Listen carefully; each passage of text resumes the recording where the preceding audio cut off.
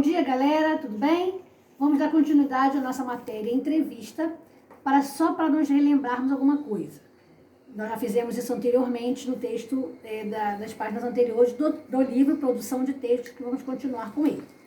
Então, na página 19, eu tenho um esquema sobre o que é entrevista. Então, a entrevista, o objetivo da entrevista, obter informações de especialistas sobre o assunto. Então, o meu objetivo para fazer entrevista com alguém é obter informações sobre o assunto que eu quero saber mais.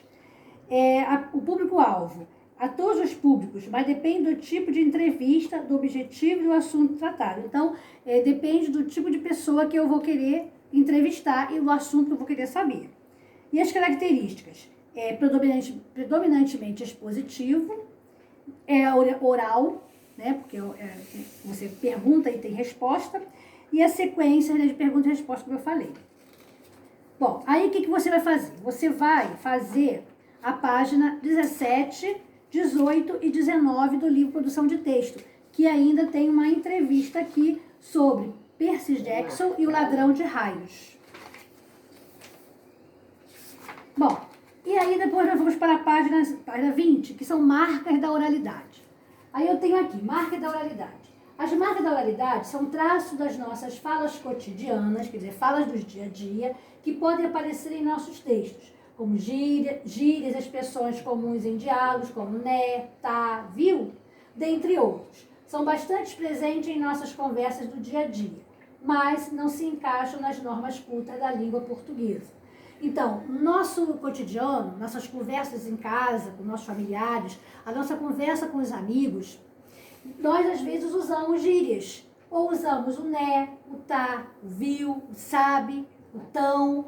Então, essas palavras, essas marcas de oralidade são só usadas nas conversas, oralmente. Agora, quando você vai escrever, você tem que usar a norma culta da língua. Quando você vai falar também com uma personalidade, você tem que usar também a norma culta da língua.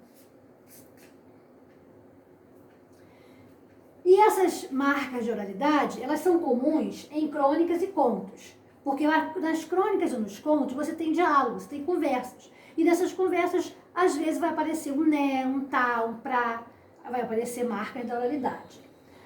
Quando você estiver escrevendo um texto, você tem que evitar expressões abstratas, como, por exemplo, pegar mal. Né? O significado de pegar mal é passou a impressão errada. Um exemplo. O candidato não cumpriu o que foi prometido durante as campanhas, o que pegou mal para a sua imagem.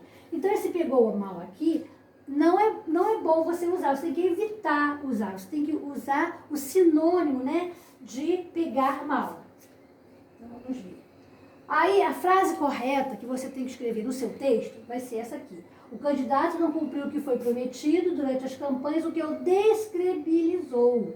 Essa é o significado de pegar mal, sua imagem entre os eleitores. Então, na escrita você tem que usar isso. E na oralidade você pode usar o pegar mal.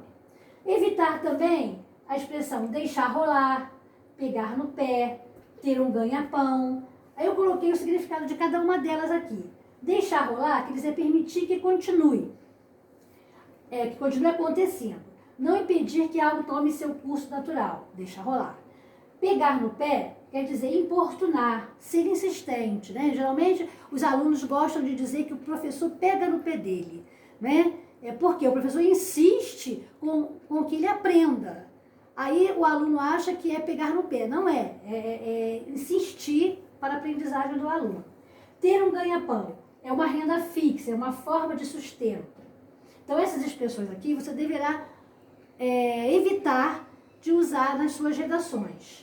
Usar sempre a norma culta da língua. Agora nós vamos ver que também a marca de oralidade, ela pode, como eu já te falei, ela pode aparecer em alguns gêneros textuais. Ela pode aparecer numa entrevista. Aí eu coloquei aqui um pedacinho da entrevista que você vai ler na página 20, que é a entrevista de Ruth Rocha com os atores do filme Percy Jackson e o Ladrão de Raios. Aí a pergunta, né, o entrevistador, como você acha que é a melhor forma de incentivar uma criança a ler? Ruth Rocha falando, a criança a criança tem que ser estimulada, Você tem que conversar com a criança, cantar muito com ela, ensinar versinhos, contar história desde que nasce. Então, essa linguagem aqui da Ruth Rocha é uma linguagem formal. Aqui eu não tenho a oralidade, então, tá? A linguagem culta da língua. Agora vamos ver a do... E você, Jack, como foi interpretar o Luke? Vamos ver essa entrevista aqui. Aí o Jack falando, sabe, acho que ajuda muito quando você está trabalhando cercado de um elenco tão talentoso. É um desafio, mas de repente ele é minimizado e fica bem mais fácil trabalhar quando se contracena com atores assim. Então aqui, né, nessa resposta, né, do Jack, eu tenho uma marca de oralidade, que é o sabe. Ele usou tipo uma gíria, né? Sabe? Né? Então, nessa entrevista eu tenho marca de oralidade. Já na Ruth Rocha, não, eu tenho a linguagem formal.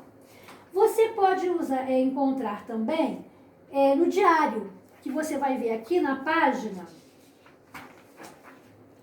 22, eu tenho um diário.